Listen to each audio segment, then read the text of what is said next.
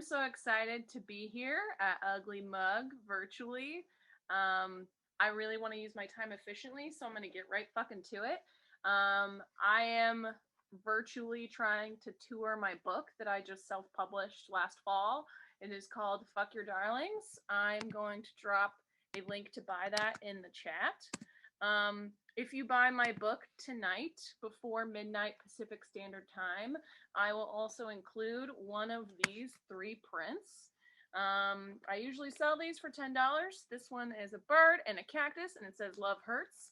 This one is a toilet paper roll, and it says Love is changing the toilet paper roll. And this one is a snake in a window with a house plant, and it says Home is where your skin sheds. So if you buy one of my books tonight, in the notes you can write snake, bird, or toilet paper, and I will include one of those prints if you buy it. The physical copy, which is $15, or you can buy a download, which is $8. You're just not going to get a print. Great. There is the housekeeping. Please help me pay my vet bills. I just took my dumb dog to the vet and found out nothing. It was great. Here are some poems. I want to start out with this because I miss the road. Sedona to the Salton Sea, or a trip home, or a road sign love song. In a fever dream, I'm eating out his ass, and my high school bully Veronica is watching Slackjaw. I wanted both to suck his dick and watch him open his mouth for more. In reality, I am swiping because my fingers are not inside his mouth. There's no way I knew my love would turn out to be queer. I had no foresight for this. There were no warning signs, or there were definitely warning signs, and I ignored them all. Road slippery, wind wet. I am states away. He and I were on the phone as I cried through the fog of Scablands. We are night swimming in a boggy marsh somewhere in Alabama. No, this romantic comedy is written all wrong because the pool was closed at 9 p.m. at the Motel 6 in Los Angeles. I still pout about it. He told me about kissing a man, and I wanted to bury myself at his feet. I told him of the woman, the first woman in years, and how we fucked on the floor. I made plans to kiss her, fuck her again. I told him with pride, and he heard me smiling. I drove across the entire country on the phone with him. The mountains, the hills, the desert, all causing the petty road rage of a series of 27 dropped calls. Fuck Montana. This love is probably the love of self, but it is also the moment I put my vibrator inside his mouth. I don't know what my face did, but I remember how it felt like gasoline in my stomach. I felt full of combustion, full of napalm, big bang, light bright eyes. I've taken a belt off of many men, cursing the stiff leather, but before him I never put one around my neck with enthusiastic glee. I had no way to see him coming. He told me in the parking lot of a diner that he hopped trains, and everything in my body told me follow him anywhere. Loving him was what many could call another big mistake. I fled my marriage and drove to meet him in San Diego. Traffic accident waiting to happen, plane landing on the freeway. Even now, no longer in love with him, I am not willing to let this love out of my arms yet. I have swaddled it in my lap for thousands and thousands of miles, swerving into traffic, speeding into the median, seatbelt buckled, windows down, my darling. I never paid attention to the warning signs. My favorite fact about that poem, and I can like talk shit because there's 20 of us here, is that poem and the person it's written about can't own this physical book because his girlfriend hates me. The physical book is also not safe for work. It is 18 and over. It has nude pictures. So if that also doesn't make you want to own it, yeah, it would probably ruin the relationship, which is like, why can't he buy it, you know? And instead here is not a petty poem. Hands Tortoise. I woke up feeling as if all the hands that have touched me are the explanation for everything. It took God 7 days to create the earth, and I lost my virginity to Garrett in less than 7 minutes. I feel more hands now than at 17, and that is a genuine surprise. When I come, it feels like a poor apology. Garrett hadn't even taken his jeans all the way off before he put his dick in. I do not know if he had done this to other girls. Even now, it does not matter, and it does not explain anything important. I really have only seen men cry while they are naked. Tortoise cannot survive without their shell. If the shell so much as cracks, they eventually die. And yet I said nothing when the men would step into the road without looking both ways. I went to find who teaches boys to the race to the finish.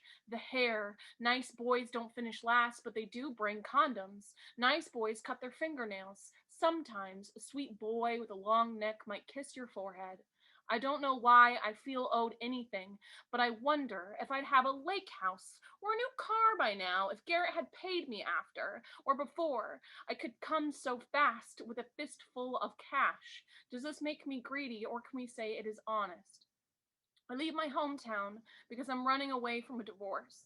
Each mile is like I lost the race that I have been losing since my 15-year-old hands peeled my underwear off my hairless legs.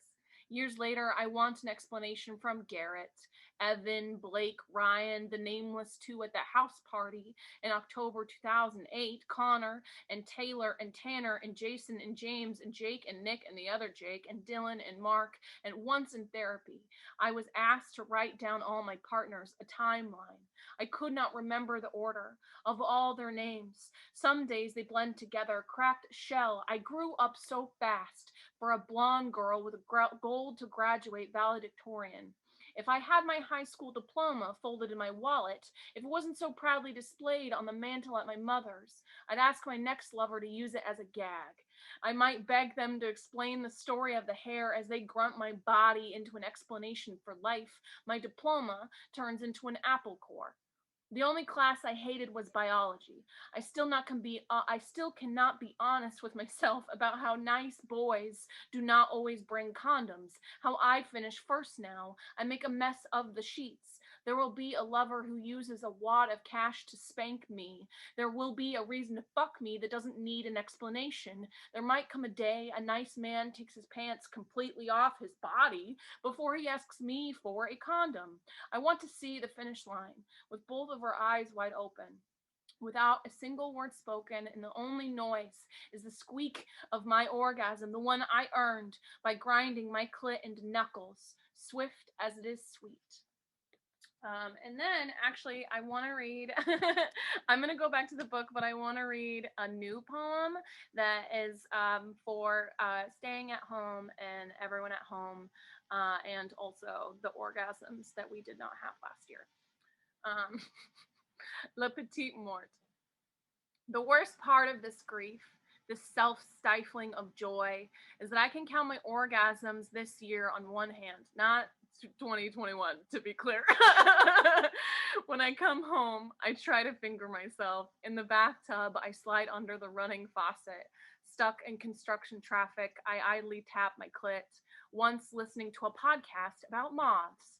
Watching The Good Place, I absent-mindedly grab my vibrator and drip tears until the finale, and I am picturing how many of our loves have died today.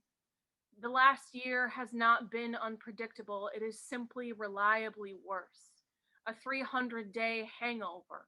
How many of us are nudging our genitals, lackluster effort, and yet hopeful that our bodies forget what year it is?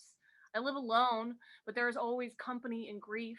Hungry, but the fridge is full of overripe bananas. Horny, but love is dying or 6 feet underground. How is it I survive this, if not an agreement to a daily yearning? The devil wants to make me a deal. It involves both hands. I might take it. Listen, it's not so bad. Every time I come, I will hear the whispered name of a loved one that wants to die. What a deal. What an inconceivable price. Yeah. Okay, and then I'm gonna read this one, and then I'm gonna read one more. Do I have time for two? Yeah, okay. This is a new one. This is an exciting thing. I have a forthcoming book that's not Fuck Your Darlings. Bitch got a book deal.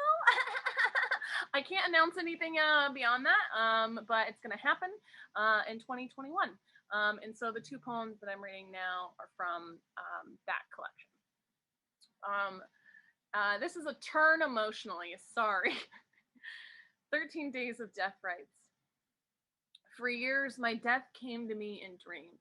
Always car accidents. Every time I got behind the wheel of a car, I lusted for the gas pedal and a tree large enough to wrap myself around.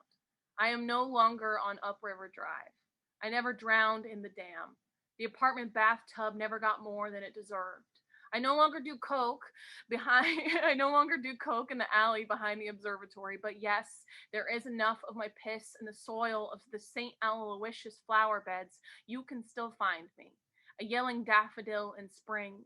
Unchanging season. Death was a craving, like pulling into the 7-Eleven at midnight. I would walk home alone, greedy for the milk box violence. Dying by murder would at least make me interesting instead of sad. I am not in the obituaries. I am not in my hometown. I am not dead yet. What am I to do now that home tastes like bromide and overripe bananas? I am not a ghost bride. I left before the corpse. A Catholic prayer sits heavy cream in the coffee. My grandmothers are telling me about their wills, and I already sat through a funeral where everyone rubbed the word suicide into their palm till the tissue crumbled. I have realized, and this might come out wrong, but I want to be around to see my mother die. Not soon, not there. Each morning I wake up dreamless as a purchased indulgence. Oh, salvation, you tricky bitch statistic. Promise I die in a car, thousands of miles away from here. Give thanks for the distance. Bringing quarters for the drive-in tithing. I am coming home. Yeah. I haven't read that one out loud before. Okay. Yeah. Fuck, I don't. Okay. Do you want? Can I see a show of hands? Do you want one more from this, or do you want to hear one that's not in this? It's up to you. I really want you to buy this, so that's part of me that why I want to keep reading from it. But like, if you're convinced to buy this already and you want to hear another new one from here, both. Ben. Okay, Ben says both. Okay. This one's called Cottage Cheese, and I'm gonna tell you this poem always makes me cry. And this poem will get you caught up a little bit on the grief that I have felt for the last year, and then the last poem I will read will also be about it. Cottage Cheese. I was drunk on my wedding day. Not like we got married and then I got drunk like most people do. No, he and I were at the Park Inn playing pinball and drinking whiskey. Then we remembered he needed a ring, drunk before the pawn shop. I don't think I will get married again because I might not find someone other than him who loves eating cottage cheese. He knew I wanted cottage cheese with spaghetti, cottage cheese with my breakfast, cottage cheese in our bed, cottage cheese on my thighs. Cottage cheese is disgusting to so many people, but so is monogamy. How many shots of whiskey did we need to say I do? How many tubs of cottage cheese did we buy in that apartment? An empty fridge, save for white wine and chicken strip leftovers, an empty bed in the morning, save for my dimpled ass. I cannot describe what the sun might look like on the day that I forget he's dead. I want my love for him to stop. A morning frost come late September. What will snap the neck of this stubborn dandelion if not a drought? It wasn't the lying or his pleading for death. I loved him harder the more he asked me to die. He wanted my permission. I can't believe those months he barely ate, how I watched, knowing my hands were failing gauze. I wondered if I was lactose intolerant, shitting for an entire fucking Sunday, elbows on my knees, crying, and he was outside the bathroom door asking what I wanted for dinner. There is lasagna in the freezer, cottage cheese in the fridge, and I already said to God that day that loving him may kill me. A block of cheddar is my deathbed, or him hand feeding me brie with wine-soaked fingers, and so I had to leave. I asked my love for him to stop. It's here. Dandelions across the backyard, yes, my thighs still soft. Even now, he finally died, and I keep buying cottage cheese, wondering why it doesn't taste the same. Okay. Whew, that's that. Yep. And here is my last one. What I will say is that I have survived the last year because I have been sober since November of 2019. And I would not be here if not for that. Um, so that's a big part of my story and a big part of this narrative. And this is the last poem of another time in my life before that. Yeah, this poem um, is my last one. Again, thank you. I'll drop my social media in the chat. I really love Instagram. That's probably where you'll find me the most. A little bit on Twitter, but I mostly just like retweet shit I like. And then again, if you buy one of these books tonight, you'll get one of those prints. And you'll help me with a pretty big vet bill that I just had last week. With my dog, who is soundly sleeping and fine. And well, more or less. But yeah, this poem. And thanks again to having me virtually. Here's hoping that one day I'll learn to ride a motorcycle, and then I'll be in Southern California on like a motorcycle book tour, and that'll be the next time you see me. Or somewhere else on the internet. This is called March 8th, 2016. Waking up with blood on a t-shirt I don't remember falling asleep in. I am not dead. The man next to me is not dead. This is not the thriller movie, Taking Lives. But it is a sad love story. But I have seen The Notebook, so fuck that. I believe all love stories are sad. Whiskey dancing is a better kind of dancing because the dance floor makes you slick ice cube down the curve of a back. I sweat Jameson that night and quite literally screamed, "I love you!" into his open laughing mouth as a live jazz band crooned and yapped and we cawed like the crows circling a carcass, but love is the dead body here. Tony was the first to notice the blood on my roommate's silk dress I borrowed. We'd spend the next few months recollecting pieces of that night. A blackout is a puzzle scattered across sidewalks and neighborhood bars. Our Uber driver probably still has a piece of it lost in the back seat. A blood drop unnoticed on the black leather. Here is the violence. A small cut on my hand, and me, an experienced bartender who poorly wielded the dreaded peeler, had bled through the bandage. A piece of the puzzle. I did it to myself. Here's the healing. I bled all over the city holding his hand, deer-legged in a ruined silk dress. As he walked me to work come morning, we laughed at ourselves, hungover and the night gone and so clearly dumb with love. I bought a Gatorade, joked about Christ and the resurrection. Good God, I wish I could see us then, calm before the hospital siren, copious with hope and him alive. The day he died, I described it as he finally did it. Imagine me watching Taking Lives, pretending I knew the ending. Worse, imagine the love of your life dying and thinking, the blood isn't on my hands. Woo, hoo, hoo, hoo. I know that's a hard one to end on. Yeah, again, thank you so much for having me. In my little home setup, I bought a ring light. Can you tell? I even like washed my hair. What a privilege, what a joy, what a great distraction to how this fucking day has gone. Thanks, y'all.